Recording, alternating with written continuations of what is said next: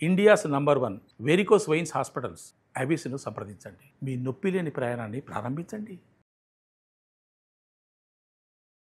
నమస్తే రమగారు. నమస్తే జయ. రమగారు, మాలతి చందూర్ మీ ఫేవరెట్ రైటర్ కదండి. ఆవిడది ఇంకొక నోవెల్ ఏదైనా మాట్లాడుకుందామండి. ఏమిటో ఇంకా చాలా చాలా ఉన్నాయి జయ, అవన్నీ గుర్తులేవు.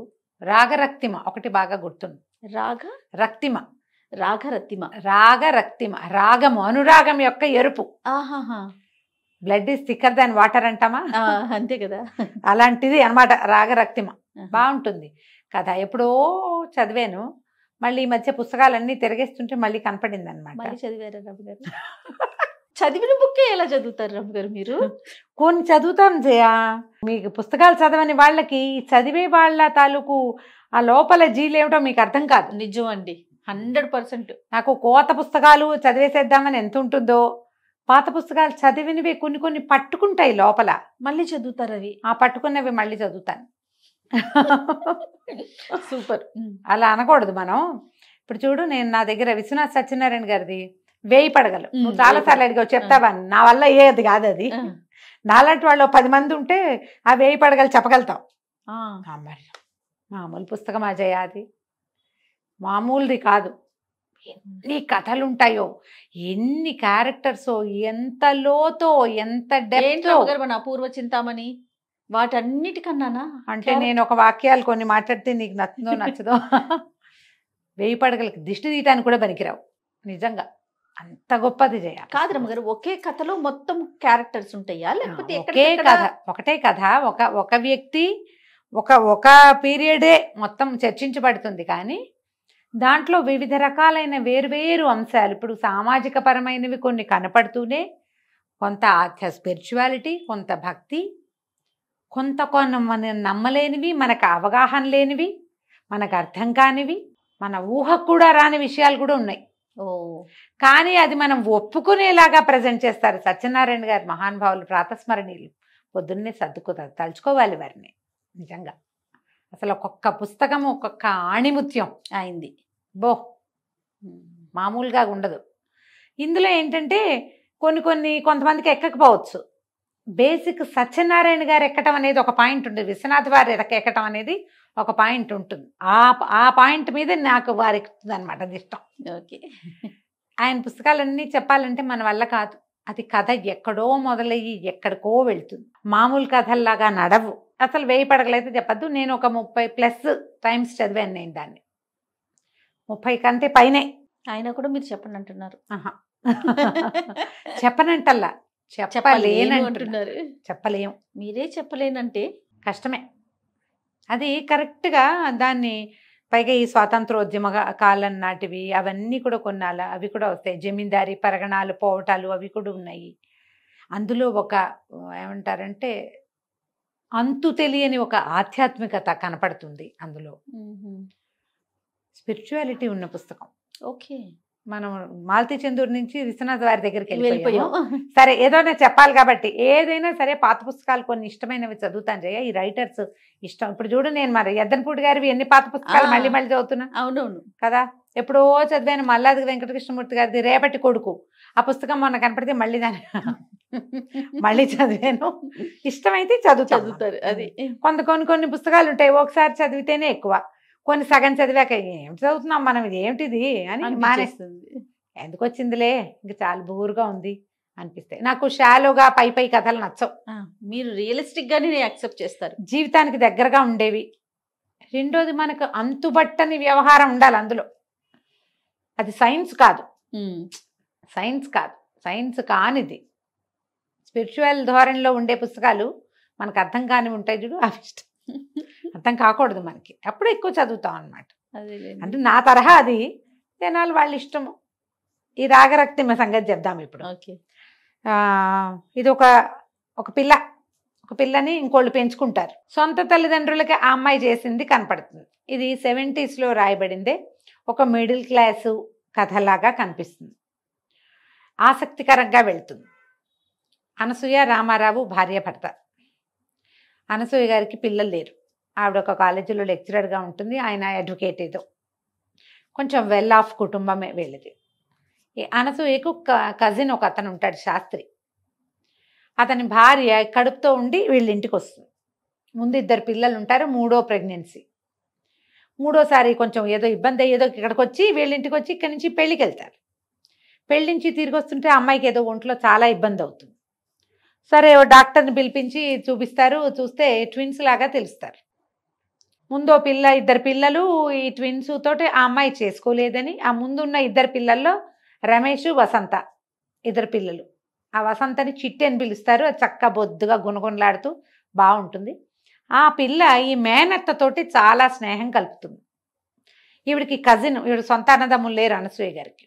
లేక ఈ శాస్త్రం అంటే చాలా ప్రీతి, తన దగ్గర ఉండి తమ ఇంట్లోనే ఉండి చదువుకోవడంతో చిన్నప్పటి నుంచి ఎక్కువ ప్రేమగా ఉండటం. పెత్తండ్రి పింతండ్రి పిల్లలు, అన్నదమ్ముల పిల్లలు అనమాట.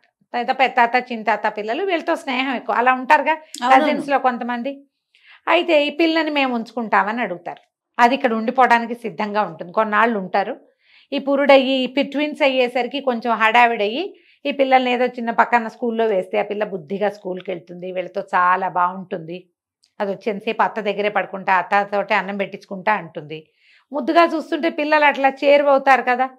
అయితే సరే ఎలాగూ వీళ్ళకి పిల్లలు లేరు కాబట్టి ఈ పిల్లని ఇక్కడ వదిలిపెడితే దీని రాజ్యాంగం నడుస్తుందని తల్లిదండ్రి ఆలోచించుకుంటారు. పైగా ఆవిడంటే ప్రీతి కూడా, అతనికి అక్కయ్య అంటే ఇష్టం. వాళ్ళు బాగా చూసుకున్నారు చిన్నప్పటి నుంచి. అక్కయ్య బాగా చదువుకుంది, బావగారు మంచివాడు కాబట్టి పిల్ల చదువుకుంటుంది అనుకుని ఈ పిల్లని ఇక్కడ వదిలిపెడతారు. ఆ చిట్టిది వదిలిపెట్టి పెద్ద పిల్లాన్ని పుట్టిన కవల పిల్లల్ని పుచ్చుకుని వెళ్తారు. రాముడు లక్ష్మణుడు అని పేరు పెడతారు. రాము లక్ష్మి తీసుకుపోతారు.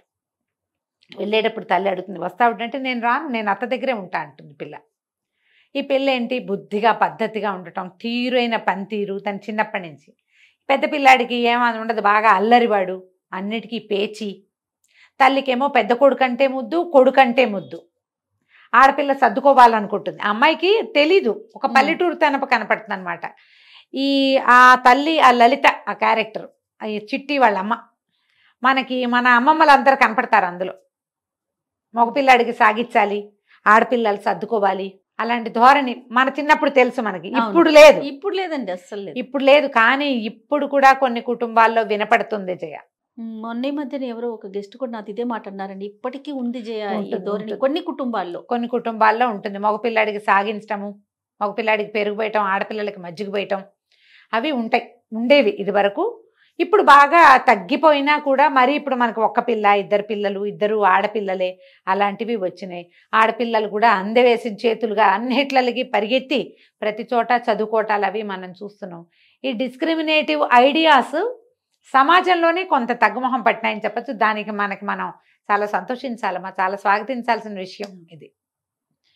ఆడపిల్లలు తెలుసుకోవాలి, మనం చెప్పుకుంటాం ఎప్పుడు, హద్దులు తెలుసుకుని ఉండాలి, జాగ్రత్తగా ఉండాలి, తెలివిగా ఉండాలి ఆడపిల్లలు. కానీ ఆడపిల్లల్ని తక్కువగా చూడకూడదు. ఈ 2 పాయింట్లు ఉన్నాయి కదా. ఎందుకంటే వాళ్ళు రేపొద్దున సమర్థించాలి చాలా ప్రపంచాన్ని. ఈ ఆడపిల్లలే కనాలి, పెంచే పని వాళ్ళదే ఎక్కువ అవుతుంది కాబట్టి వాళ్ళు ఇంకొంచెం జాగ్రత్తగా ఉంటే బాగుంటుందని చెప్పుకుంటాం మనం. అయితే ఈ పిల్లని వదిలిపెట్టి వెళ్తారు. పిల్లని ఏదో మంచి స్కూల్లో చేర్పిస్తారు. మామయ్యతో కలిసి కారులో వెళ్ళటం, అది అత్త మామయ్య కాస్త మెల్లిగా మమ్మీ డాడీలోకి వచ్చేస్తుంది పిల్ల. స్కూల్లో అందరూ మీ మమ్మీయా అని అడుగుతున్నారు, నేను మమ్మీ అని పిలుస్తానని మమ్మీ డాడీ అలవాటు చేసుకుంటుంది, వీళ్ళతో ఉండిపోతుంది. ఆ తల్లికి తర్వాత మళ్ళీ ప్రెగ్నెన్సీ, మళ్ళీ 2 పిల్లలు పుడతారు. అంటే వెరసి 5 పిల్లలు ఉన్నారు వాళ్ళ దగ్గర. ఈ పిల్ల ఇక్కడ ఉంటుంది. ఎప్పుడైనా వాళ్ళు వచ్చినప్పుడు వాళ్ళు వేరు, ఇది వేరు. ఇదేమో మరి యువరాణిగా ఉంది ఇక్కడ. వీళ్ళు కొంచెం బాగున్నారు, భార్యాభర్త 2 పెద్ద ఉద్యోగాలు, బోల్డంత జీతాలు, ఇంట్లో పని మనిషి, వంట మనిషి, కారు డ్రైవరు, ఇన్ని ఉన్నాయి. ఇన్ని ఉన్న చోట పిల్ల పెంపకం వేరేగా ఉంటుంది కదా. ఇది బాబ్డ్ హెయిర్ చేయించుకుంటుంది, తనకు కావాల్సినట్టుగా ఉంటుంది, బాగా చక్కగా పెరుగుతుంది. చెల్లెలు వచ్చినప్పుడు వాళ్ళంతా వస్తే తన బట్టలు ఇస్తే ఈవిడికి అనసూయకి కష్టంగా ఉంటుంది. ఎంతో ముద్దుగా సరదాపడి కుట్టించిన బట్టలు ఆ చెల్లెలకి ఇచ్చేస్తానన్నా ఈవిడికి కొంచెం పొసెసివ్గా అవుతాం కదా, పైకి అనకపోయినా లోపల ఉంటుంది. క్రమంగా రోజులు గడుస్తాయి. రమేష్ చాలా తెలివి తక్కువగా, సరిగా చదవకుండా ఉంటాడు. ఈ పిల్ల క్లాస్ ఫస్ట్గా, క్లాస్ థర్డ్గా అట్లా ఉంటుంది. చదువుకునే గుణం ఉంది, చెప్పించేందుకు పెద్దవాళ్ళు ఉన్నారు. అక్కడేమో తల్లి ఆ పిల్లాన్ని ఏమీ సవరించదు. దాంతో పిల్లలు ఎవరాయి దెబ్బరాయిగా పెరుగుతారు వాళ్ళ పిల్లలు. క్రమంగా శాస్త్రికి అనారోగ్యం వస్తుంది. అతనికి ఒంట్లో బాగుండలేదని వీళ్ళకి తెలుస్తూ ఉంటుంది. కొంచెం పెద్ద అయ్యేసరికల్లా ఏమవుతుంది, ఈ రమేష్ ఎవరినో ప్రేమించి పెళ్లి చేసుకుంటానని మొదలు పెడతాడు. ఈ పిల్ల కూడా డిగ్రీకి వచ్చేస్తుంది, డిగ్రీ అయిపోతుంది. ఇప్పుడే పెళ్ళెందుకురా అంటే వెండువాడు. వీళ్ళేమో శాస్త్రి పేరులో తెలుస్తుంది కదా, బ్రాహ్మణ్ సమాజంగా కనపడుతుంది. ఇంకేం పెద్ద పూజలు పునస్కారాలు మళ్ళు ఆచారాలు చూపించరు, కానీ చిన్న ఒక వాక్యాల్లో తెలుస్తుంది. ఆ అబ్బాయి ఎవరో ఇంకొక వేరే జాతి అమ్మాయిని పెళ్లి చేసుకుంటానంటాడు, చేసేసుకుంటాడు. వీళ్ళు వద్దంటారని చేసేసుకున్నానంటాడు. సంబంధాలు చూద్దాం అనుకుంటారు వీళ్ళు. అయితే ఈవిడికి ఇష్టం ఉండదు అనసూయకి ఆ పిల్లకి పెళ్లి చేయటం. అది ఎంఏ చదువుతానంటుంటే అది దాని కాళ్ళ మీద అది నుంచుంటుంది. పిల్ల ఎప్పుడెందుకు పెళ్ళి అనిపిస్తుంది. పిల్లలు వద్దని అన్నా ఆ అమ్మాయి ఒప్పుకోదు. మొదట 2 పిల్లలు పుట్టారు, ముందు 2 పిల్లలు ఉన్నారు, మళ్ళీ ట్విన్స్, ఆపరేషన్ చేయించేద్దామని చూస్తుంది. నా పిల్లలకి ఏం కన్నొంకర కాలంకర మాణిక్యాలు లాంటి పిల్లలు పుడుతుంటే లేని వాళ్ళు లేక ఏడుస్తుంటే నేనెందుకు మానేయాలి అని ఇంకో 2 పిల్లల్ని కంటుంది. ఇంతమంది సమాజాన్ని ముందుకు తీసుకెళ్ళాలిగా. ఈ ఇబ్బందులు సబ్బందులు కనపడుతూ ఉంటాయి. అప్పుడప్పుడు వాళ్ళు ఇక్కడికి వస్తారు, వీళ్ళు అక్కడికి వెళ్తూ ఉంటారు. వాళ్ళు ఇక్కడికి వచ్చినప్పుడల్లా ఆ పిల్లకి చిట్టికి తెలుస్తూ ఉంటుంది అనమాట, తనకి చెల్లెలకి ఉన్న తేడా, తన తల్లికి మమ్మీకి ఉన్న డిఫరెన్స్. తల్లులు ఇంత మూర్ఖంగా ఈ పిల్లల్ని ఇలా పిచ్చి పిచ్చిగా ఇష్టారాజ్యంగా అన్నిటికీ పేచీలు, అన్నిటికీ గొడవలు, శుభ్రాలు లేవు, పని పాట రాదు, చదువు మీద శ్రద్ధ లేదు, జీవితం మీద ఫోకస్ లేదు. ఏమిటి వీళ్ళు ఇలా ఉన్నారు, అమ్మేంటి ఇలా ఉంది అనిపిస్తుంది. తల్లికి ఏదైనా చెప్పపోతే ఆవిడ పొట్టడు, నా పెద్ద చెప్పచ్చావు పోవే అంటుంది. నేను కన్నా పిల్లవే, మీ మమ్మీ పెంచితే మమ్మీ పిల్లవైపోవు, నువ్వు నా పిల్లవేనంటుంది. అలా అన్నప్పుడు కష్టంగా ఉంటుంది. ఇంతలో ఏమవుతుంది, శాస్త్రికి బాగా అనారోగ్యం చేస్తుంది. ఆయన చూడ్డానికి అక్కడికి వెళ్ళేసరికి అతను చనిపోతాడు. ఈ సందట్లో మనకి ఇంకా కొన్ని క్యారెక్టర్స్ని పరిచయం చేస్తారు. మొట్టమొదటి డాక్టర్ జానకీబాయి అని ఒక క్యారెక్టర్ని చూపిస్తారు. ఈవిడ పురుడు పోయటానికి వస్తుంది. ఈ జానకీబాయి అనసూయ గారికి చిన్నప్పటి నుంచి ఫ్రెండ్. ఆవిడ డాక్టర్ అవుతుంది, కానీ చైల్డ్ విడో, బాల్యవితంతు. దాంతో ఆవిడ మళ్ళీ ఏం పెళ్లి చేసుకోదు. ఆవిడ అన్నయ్యతో కలిసి ఉంటుంది. వాళ్ళ మేనల్లుడు మేనగోడళ్ళు ఉంటారు. వాళ్ళ ఫ్యామిలీతో మంచి స్నేహాలు ఉంటాయి. వాళ్ళ మేనల్లుడు ప్రభాకరం, ఆ అబ్బాయికి ఈ పిల్ల అంటే ఇష్టం. ఈ చిట్టు అంటే వసంత దాని అసలు పేరు, కానీ చిట్టు అంటారు. అతనికి ఆసక్తిగా ఉంటుంది ఈ అమ్మాయి పట్ల. కానీ ఈ పిల్లకి తన ఇల్లు మమ్మీ ఈ గోల్లోనే ఉంటుంది. తెలుసు తనకి ఇతను తన మీద ఇంట్రెస్ట్ చూపిస్తున్నాడు అని. ఈ తండ్రి అక్కడ మరణించేసరికల్లా ఇల్లు చూస్తే ఆ రమేష్ ఎవరినో పెళ్లి చేసుకుని వాళ్ళ ఇంటికి వెళ్ళిపోయాడు. ఈ వెనకాల పిల్లలిద్దరూ ఇంకా చదువులో ఉన్నారు, 2 చిన్న పిల్లలు. తల్లికి అయోమయం, ఏమీ తెలియదు ఆవిడికి. డబ్బు ఎక్కడి నుంచి వస్తుందో ఎలా పోతుందో తెలీదు, అసలు కంట్రోల్ లేదు. ఈ సంసారం ఎట్లా? దాంతో నేను ఇక్కడే ఉండిపోతానంటుంది. తల్లిదండ్రి వద్దని అన్నా కూడా ఏమంటారు, ఆ పిల్లకి తన ఫ్యామిలీ పట్ల బాధ్యత ఉంది. ఇక్కడ ఉండి ఉద్యోగం చేస్తాను, ఈ సంసారం నేను దిద్దుకోకపోతే కుదరదు, నేను ఇలా వీళ్ళని వదిలిపెట్టలేనని ఇక్కడ ఉండిపోతుంది. ప్రభాకరంకి చెప్తుంది, 2 పూర్తి సంవత్సరాలు వీళ్ళతోటి 3 ఏళ్ళైనా ఉంటే కానీ ఇది నా వల్ల అవ్వదు అని. అతని అమ్మాయికి ఉత్తరాలు కూడా రాయకుండా ఉండిపోతాడు. డాక్టర్ అతను వాళ్ళ మేనత్తలాగానే అతను కూడా MBBS చేస్తాడు. సరే ఇంకేం చేస్తుంది, ఇక్కడ ఉంటుంది. ఇంకా ఇక్కడ నుంచి కాలేజీకి వెళ్ళటం, ఉద్యోగం, ఎవరినో 2 పిల్లల్ని ట్యూషన్కి పెట్టుకుంటుంది. డబ్బులు జాగ్రత్త, పొదుపు, అమ్మ అది చేయదు ఇది చేయదు అలా చేయదు ఏం చెప్పినా తల్లి విందు. ఆవిడకి ఒక ఎబరాయి దబరాయి పద్ధతులు, ఫోకస్ లేకపోవటం, ఇలాంటివే ఉంటాయి. ఈ అమ్మాయి ఏమనుకుంటుందంటే అన్నయ్య ఎట్లాగూ బాధ్యత తీసుకోడు, ఈ చిన్నపిల్లలు తన తర్వాత పిల్లలు ఇద్దరినైనా ఎక్కించి వాళ్ళిద్దరికి చదువులు అయిపోతే వాళ్ళ తర్వాత సంసారం వాళ్ళు చూసుకుంటారు. ఈ తమ్ముడు చెల్లెలు చదువుల కోసం ఉండిపోతుంది.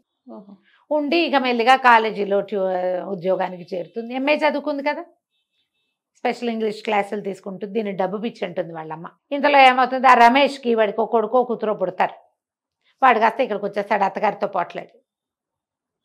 ఆవిడికి కొడుకు వచ్చేస్తే చాలు, అంతకుముందు కులం పనికి రాలేదు కానీ ఇప్పుడు పనికి వస్తుంది. మనవడు ముద్దు, మనవడితే వస్తే అన్నీ ఓకే. కోడల్ని వంటింట్లోకి రానివ్వదు. ఒకరోజు గడిచేసరికి కోడల చంటి పిల్లాన్ని ఎత్తుకుని అది కూడా వచ్చేస్తుంది. మొగుడిని వదిలిపెట్టి ఉండలేను నేను, మా అమ్మ వద్దన్నా సరే అని. ఏదో ఫ్యాన్సీ షాప్ పెట్టించారు వాళ్ళు. ఆ షాప్ నడవల. ఆవిడ గేదెల వ్యాపారం ఉంది, వాటిలో బాగా డబ్బులు వస్తాయి, నువ్వు కూడా గేదెలే చేయమంటుంది. వీళ్ళే చేయను అంటాడు. మరి ఈ అబ్బాయి ఎలాంటి ఫ్యాన్సీ అబ్బాయి, పైగా షోగా నాన్న ఉద్యోగం చేస్తుంటే సంపాదించు తిన్నవాడు. వీడు గేదెల దగ్గర పేడకాళ్ళు ఎందుకు ఎత్తుతాడు? ఎత్తడు. ఇలా ప్రేమించి పెళ్ళిళ్ళు ఎలా ఫెయిల్ అవుతాయో 4 వాక్యాల్లో చూపిస్తారు. ఆ అమ్మాయి కాస్త వస్తుంది, వీళ్ళతో పాటే ఉంటుంది. అమ్మాయి కొంచెం శుభ్రమైన మనిషి, మెల్లిగా సెట్ అవుతుంది. ఈ లోపల ఏం చేస్తుంది, చెల్లెలు పిల్లాడికి, తమ్ముడేమో బ్యాంక్ జాబ్కి దేనికో వెళ్తాడు రాము. చెల్లెలేమో నేను MA చదవనక్క, నేను BEd చేస్తాను, నేను ఉద్యోగంలో చేరిపోతా, నేను పెళ్లి చేసుకుంటా అంట. తీరా చూస్తే ఆశ్చర్యపోతుంది. నేనేమో నన్ను ప్రేమించిన డాక్టర్ని వదిలిపెట్టి నేను వీళ్ళ కోసం ఇక్కడికి వచ్చా. ఇదేమో నేను వీళ్ళ చదువుల కోసం వస్తే ఇది నేను చదువును, నేను పెళ్లి చేసుకుంటాను. అబ్బాయి ఎవరంటే వీళ్ళ వాళ్ళు కాదు, వీడు కూడా వేరేనే. కాకపోతే అతను తెలుసు, వారాలు చేసుకుని చదువుకున్నాడు, మన ఇంట్లో కూడా తిన్నాడు. నాన్నకు తెలుసక, నాన్న ఉండగానే తెలుసు. అన్నయ్య భార్యను రానిచ్చిందిగా ఇతను ఎందుకు రానివ్వదు అమ్మ? ఒకళ్ళని చూస్తే రెండో వాళ్ళు అదే కదా చేస్తారు. సరేనని ఒప్పుకుంటుంది. తమ్ముడు ఏమంటాడు, నా జాబ్ ఉంది, చిన్నపిల్లలిద్దరిని నేను చూసుకుంటానక్క, నువ్వు ఇక్కడ ఎందుకు ఉంటావు, వెళ్ళిపోమంటాడు. నువ్వు ఇక్కడ ఎందుకు, గుంటూరు వెళ్ళిపో, అత్త వాళ్ళు నీ కోసం చూస్తారు. వాళ్ళ ఆశలన్నీ నీ మీదే పెట్టుకున్నారు, వాళ్ళకి ఇంకా వేరే జీవితం లేదు. ఈ వచ్చేసిన పిల్లని మధ్యలో చూడ్డానికి వచ్చి ఆవిడ ఆవురుమనిపోతుంది. బక్క చిక్కిపోయి పిల్ల నున్నగా ఉండేది, మెడ దగ్గర బొమ్మకలు తేలిపోయి తలలో తెల్ల వెంట్రుకలు వచ్చేసి 22-23 ఏళ్ల పిల్ల ఇంత స్ట్రెస్ తీసుకోవాలా? ట్యూషన్లు ఇది డబ్బు పిచ్చి పట్టింది, ఇదన్నీ ట్యూషన్లు చెప్తోంది అంటుంది వాళ్ళమ్మ. ఏమిటంటే నన్ను నేను ప్రూవ్ చేసుకోవాలి, అసలు నేను ఎవరికైనా చెప్పి ఏమైనా చేయగలనా లేదా నా ప్రూఫ్ కోసం చేస్తున్నానంటూ. ఈ రోజుల్లో ఆడపిల్లలకు అవసరం కదా ఇలాంటి మాట, చాలా అవసరం రమ్మగారు. చచ్చుదద్దమ్మలాగా ఉండే వాళ్ళంతా ఈ పుస్తకం చదివి ఓసారి చిన్న బుక్, పెద్ద నవల కాదు, చకచకా సాగిపోతుంది. నేను ఎంత స్పీడ్గా చెప్తున్నా అట్లాగే స్పీడ్గా వెళ్ళిపోతుంది. వివిధ అంశాలు, 3 ఏళ్ల పిల్లగా వాళ్ళ ఇంట్లోకి ఎటా వచ్చిందో ఆ పిల్ల అక్కడ మొదలు, అక్కడి నుంచి ఈ అమ్మాయి మళ్ళీ తిరిగి వెళ్ళిపోవటం వరకు. సరే ఏం చేస్తుంది, ఆ చెల్లెల్ని అడుగుతుంది, నేను వెళ్ళిపోనాను, నువ్వు వెళ్ళిపో, నేను పెళ్లి చేసుకుంటాను, మన ఇంట్లోనే ఉంటాడు, పర్వాలేదు, అతనికి వేరే సంసారం లేదు, చిన్నపిల్లలిద్దరిని నేను రాము చూసుకుంటాం, మాకు పర్వాలేదు, అన్నయ్య ఇక్కడే ఉన్నాడు కాబట్టి అన్నయ్య అమ్మని చూసుకుంటాడు, మాకేం ప్రాబ్లం లేదని చెప్పేస్తారు వాళ్ళు. మేము ఇల్లు చూసుకోగలం, నువ్వు వెళ్ళిపో, ఇప్పటిదాకా చేసావు 3 ఏళ్ళ నుంచి ఇక్కడే ఉండి, వాళ్ళని వదిలిపెట్టి మమ్మల్ని వదిలిచ్చావు కదా, చాలు వెళ్ళిపోమంటారు. ప్రభాకరంకి ఉత్తరం రాస్తుంది, నేను వచ్చేస్తున్నాను, ట్రైన్కి వస్తాను, నన్ను తీసుకెళ్ళమని. సరే ఈవిడ దగ్గరికి వచ్చి అనసూయ గారి దగ్గర కారు అడుగుతాడు. ఆవిడ ఆశ్చర్యపోతుంది, జానకిబాయి దగ్గర కారు ఉంది, నాకు మా కారు ఎందుకు తీసుకెళ్తున్నాడు అనేది ఆవిడకి అర్థం కాదు. సరే ఆ కారు తీసుకొచ్చి ఆయన కారు ఎక్కించుకుంటాడు, ఆ ఊరంతా తిప్పి, నువ్వు ఒక రోజు రాత్రి ఎలా వచ్చావో మీ అత్త నువ్వు 100 సార్లు చెప్పారు, మీ మామయ్య కూడా ఆ రోజు రాత్రి చిట్టు ఎట్లా వచ్చింది మా ఇంటికి అని, అలాగే అదే టైంకి నేను తీసుకెళ్ళి మీ మమ్మీకి అప్పచెప్తాను నేను అని చెప్తాడు.